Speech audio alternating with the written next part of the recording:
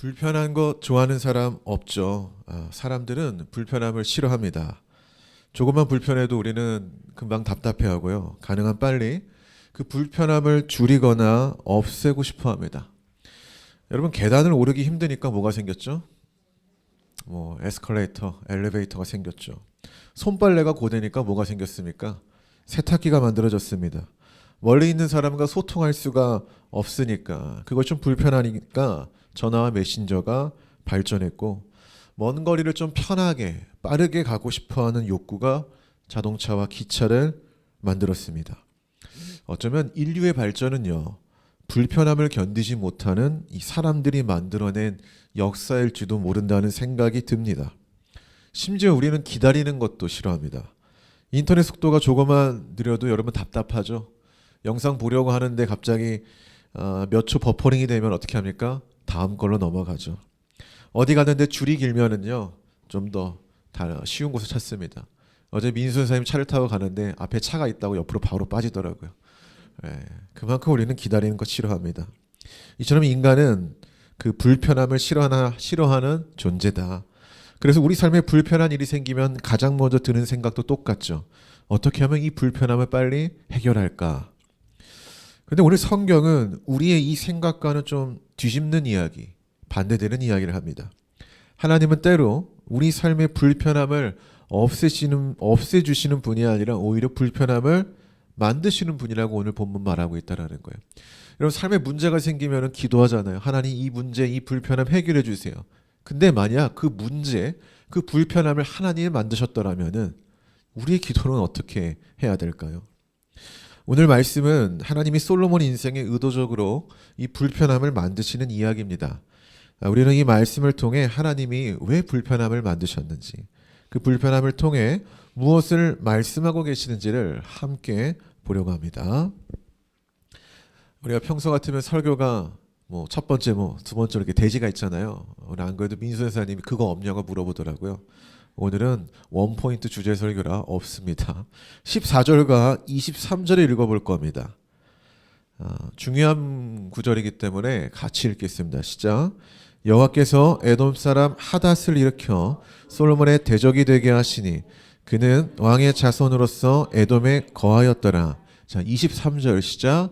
하나님이 또 엘리야다의 아들 르손을 일으켜 솔로몬의 대적자가 되게 하시니 그는 그의 주인 소바 왕 도망한지라. 아멘. 오늘 본문에는 두 인물이 나옵니다. 누가 나오죠?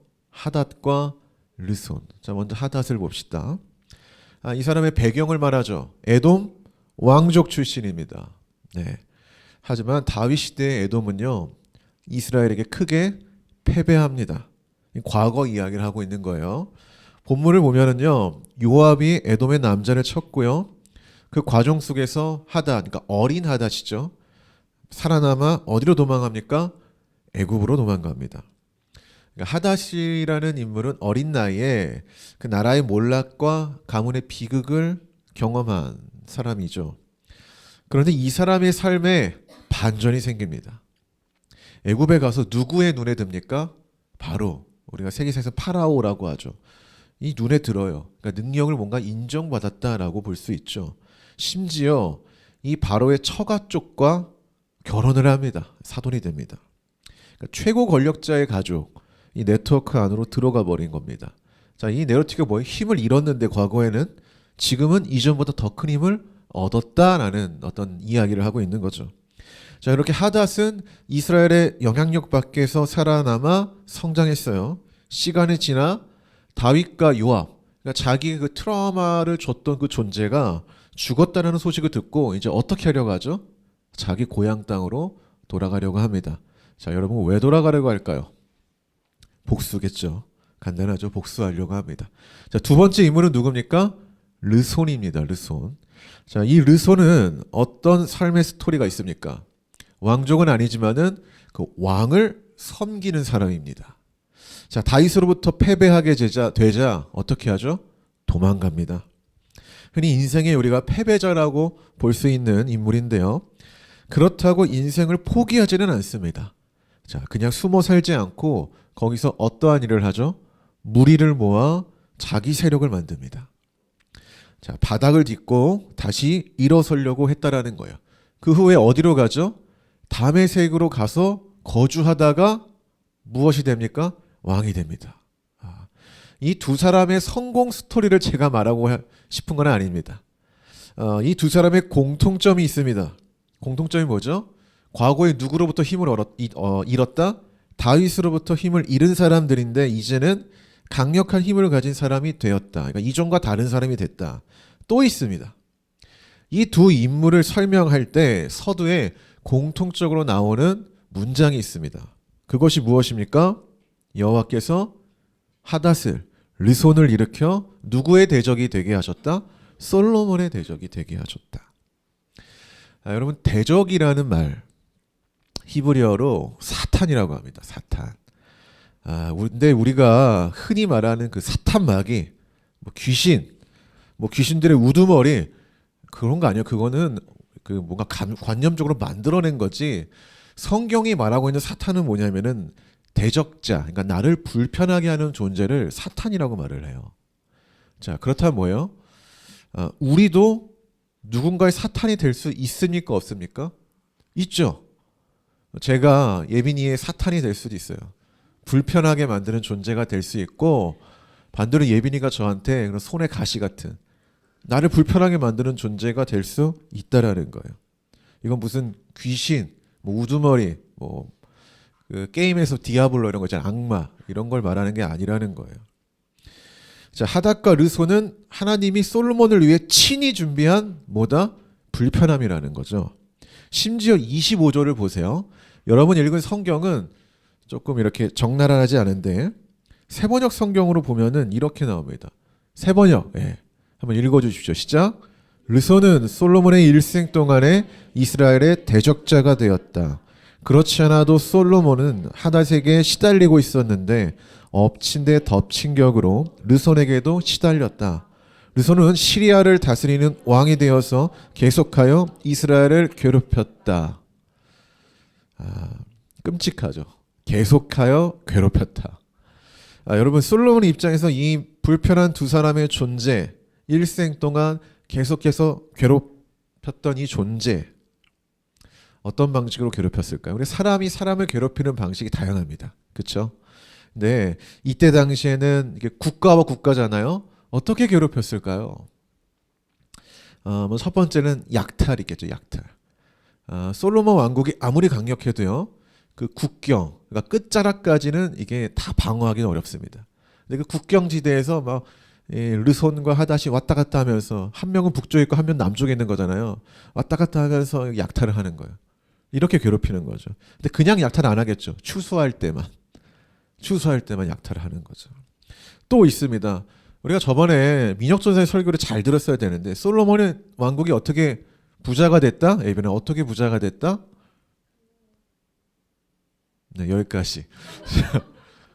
물론 하나님의 지혜를 줬지만은 이 솔로몬의 지혜를 어떻게 사용했어요? 남쪽에서 물건을 갖고 와가지고 북쪽으로 수출하는 무역의 교두보 역할을 해가지고 막대한 이윤을 남겼잖아요. 근데 지금 이 솔로몬을 불편하게 하는 존재가 어디에 있는 거예요? 남쪽에도 있고 북쪽에도 있는 거예요. 그러면은 그 나라를 어떻게 막겠어요? 무역로를 차단하겠죠. 너무나 단순한 거죠. 지금 이란이 그러고 있지 않습니까? 무역로를, 그 기름의 무역로를 차단하고 있죠. 그 해협에서. 그렇게 괴롭히는 거예요. 솔로몬 입장에서는 참 짜증날 것 같아요. 이게 우리의 어떤 나라를 부강하게 만드는 근본적인 건데 지금 그거를 방해하는 거잖아요. 그리고 관세, 통행세도 부과했겠죠. 너네 더 많이 내. 뭔가 이렇게. 지금 르손이 괴롭혔다라는 말은 그냥 심리적으로 귀찮은 존재가 됐다는 게 아니라 실질적으로 굉장한 타격을 주는 존재였다라는 거예요. 여러분 주변에 이런 사람이 있다고 한번 생각해 보십시오. 그러니까 나한테 지속적으로 손해를 끼치는데 이런 거예요. 시시껄껄 시비를 걸어요. 뭐 할 때마다. 그런 존재가 옆에 막 신경 쓰게 만드는 사람이 있다고 한번 생각해 보세요. 잠이 잘 오겠습니까? 오지 않겠죠. 제가 사모님한테 한 얘기인데 최근 연구를 봤는데 사람이 깊은 잠을 못 자면 치매가 온대요. 잠을 잘 자야 그 뇌 속에 있는 노폐물이나 이런 게 다 빠져나간다라는 거예요. 그러니까 얼마나 이 솔로몬한테 귀찮은 존재였겠어요. 괴로웠겠죠. 내 삶에서 지워버리고 싶은 존재이지 않았을까요? 근데 중요한 건 성경에 말하는 건 뭐예요? 솔로몬 입장에서 아주 불편하고 성가신 이 두 사람이 만들어낸 이 모든 상황이 그냥 운이 나빠서 생긴 게 아니라 누가 만들었다? 하나님이 만드신 거라는 거죠. 그러니까 하나님이 세팅해 놨다라는 거예요. 그럼 하나님은 왜 솔로몬에게 이런 의도적 불편함을 만드시는 걸까? 이런 생각을 우리가 당연히 해봐야겠죠. 지금 솔로몬에게 먼저 이런 불편한 일들이 일어나는 그 이유가 뭐죠? 우리가 지난주 설교 1절에서 13절 설교를 보면은 말씀을 보면 솔로몬이 굉장한 잘못들을 하잖아요. 어떤 잘못을 했죠? 우리 민수 여사님 보여주십시오. 어떤 잘못을 했죠? 네. 제가 산당 얘기했잖아요. 높이를 비교하면서 산당이 예루살렘 성전보다 더 높은 곳에 만들어서 근데 그 산당에서 어떤 짓을 했죠? 인신제사를 드리고 성적인 어떤 종교적 행위를 하면서 여호와의 성전을 바라보면서 그 일을 했다라는 거예요. 근데 그것을 누가 허용했다라는 거죠? 솔로몬이 허용을 했잖아요. 그러니까 이러한 이유 때문에 지금 이러한 것들이 일어나고 있다라고 말을 하는 거예요. 그러니까 이 불편함의 목적은 그러면 뭘까요? 심판일까요? 그건 또 아니에요. 이 불편함을 만드신 하나님의 목적은 처벌에 있지 않다라는 거예요. 여러분 진짜 내가 누군가를 처벌하고 싶어요. 심판하고 싶어요. 누가 나를 불편하게 만들어요. 그럼 그 사람한테 가서 너 왜 나 불편하게 만들어? 이렇게 하나하나 설명합니까? 아니면 아예 차단해 버립니까? 차단해 버리죠. 성경에서 진짜 심판은 차단이거든요. 근데 하나님의 목적은 그 차단에 있지 않다라는 거예요. 히브리서 12장 6절을 한번 읽어봅시다. 자, 시작. 주께서 그 사랑하시는 자를 징계하시고. 구약 성경에서 심판 이런 의도적 불편함은 뭐냐면은 내가 아직도 너희를 사랑한다라는 어떤 이유예요. 그러니까 하나님이 정말 이스라엘 백성들을 사랑하지 않으면은 이런 의도적으로 불편함을 만들지도 않았을 거라는 거죠. 그러니까 이 말은 뭐냐면은 솔로몬 너가 산당을 짓고 나를 믿는다고 하면서도 뒤에서는 조롱하고 그럴지라도 나는 너의 나라가 하나님 나에게로 다시 돌아오기를 원한다라는 의도적 사인을 지금 보내고 계시는 거예요. 그러니까 하나님 관점에서는 아직도 사랑하기 때문에 솔로몬을 흔들고 있는 거고 그를 붙들기를 원하기 때문에 이런 의도적 불편함을 만드셨다라는 거예요. 그러므로 오늘 말씀에서 중요한 거는 우리의 삶에서 대적이 있어요. 나를 불편하게 만드는 상황이나 뭐 사람이나 뭐가 있어요. 그것을 지워버리려고 하는 게 중요한 게 아니라 하나님이 도대체 나에게 이런 상황을 왜 만드셨을까? 하나님이 나에게 뭔가 말하고 싶은 무언가 있나? 이런 것을 돌이켜 봐야 한다라는 거죠. 하나님이 만드신 불편함은 단순히 나를 괴롭히기 위한 장치가 아니라 내가 하나님을 바라보게 만드는 도구로서 있다는 것입니다. 그래서 지금 솔로몬에게 필요한 건 뭐냐면은 대적을 없앨 만한 군사력, 대적을 없앨 만한 강력한 부가 아니라 하나님 앞에 무너진 관계를 다시 돌아보는 데 있다라는 거예요. 이처럼 하나님은 불편함을 만드심으로 무언가를 말씀을 하시는 분이라는 거죠. 여러분 삶에 불편한 상황, 사람 있습니까? 치워버리고 싶죠. 저도 가끔씩 당장 그 문제를 내 삶에서 치워버리고 싶은데 그때 우리가 성숙한 그리스도인으로서 한번 돌아보자라는 거예요. 혹여나 이 상황을 통해 하나님이 나에게 말씀하고 싶은 게 있는 것은 아닐까 하고 말입니다. 여러분 그 순전한 기독교를 쓴 다들 아시죠? C.S. 루이스라는 분이 있습니다. 이 사람이 처음부터 신앙이 있는 사람은 아니었습니다. 아시죠? 철저한 무신론자, 믿음도 없었고요. 되게 굉장히 똑똑한 사람인데 지적으로도 신적 존재는 없다고 말한 사람입니다. 근데 이제 이 사람의 일생에요. 계속 불편한 일들이 막 찾아와요. 어린 시절 어머니가 암으로 돌아가십니다. 그리고 이 사람은 1차 세계대전에 참전해서 어떤 이 전쟁의 참혹함, 인간의 어떤 그런 추악함을 직접 보고 경험합니다. 삶이 무너지는 경험들이 막 계속 이어져요. 그런데 이러한 삶을 살았던 그 철저한 무신론자였던 루이스가 나중에 그 고통의 문제라는 저서에서 이제 이렇게 고백을 해요. 한번 보여주시겠어요? 하나님은 우리의 즐거움 속에서는 속삭이시고 양심을 통해 말씀하시지만 고통 속에서는 크게 외치신다. 고통은 하나님이 잠든 세상을 깨우치는 확성기다라고 해요. 하나님의 확성기라는 거예요. 우리 삶에 좀 고통스러운 문제, 불편한 문제들은 하나님이 우리에게 뭔가 말씀하시기는 아주 큰 확성기라고 이야기를 하고 있다라는 거예요.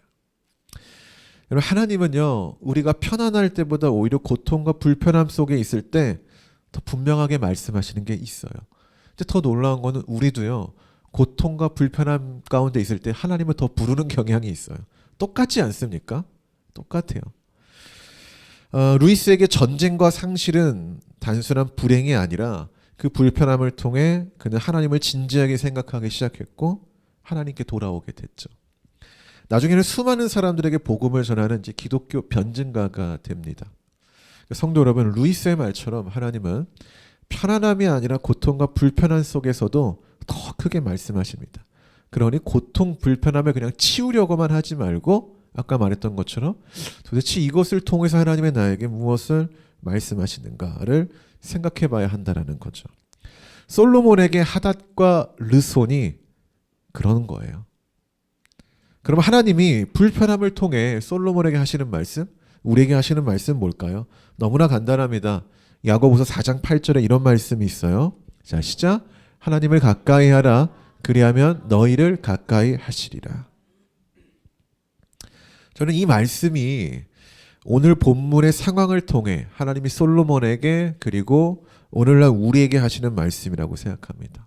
불편함은, 고통스러운 것들은 하나님과 더 가까이 하라라는 사인인 거죠. 그래야지 않았기 때문에 이런 불편한 일들이 일어나고 있다고 말을 하고 있는 거예요. 적어도 오늘 솔로몬의 본문 안에서는 말입니다. 여러분, 지금 내 삶에 등장하는 불편한 사람, 상황이 있다면 그건 하나님이 그 상황을 통해 나에게 하시는 말씀이 있다는 거고, 저는 그 말씀을 오늘 설교를 통해 이렇게 말하고 싶어요. 하나님을 가까이 하라는 거. 솔로몬은 하나님을 너무나 멀리 했죠. 근데 놀라운 거는 그렇게 멀리 하려고 하는 솔로몬을 여전히 포기하지 않는 그 하나님. 그래서 이런 불편함을 통해 다시 하나님께 돌아와라 라고 말씀하신 하나님.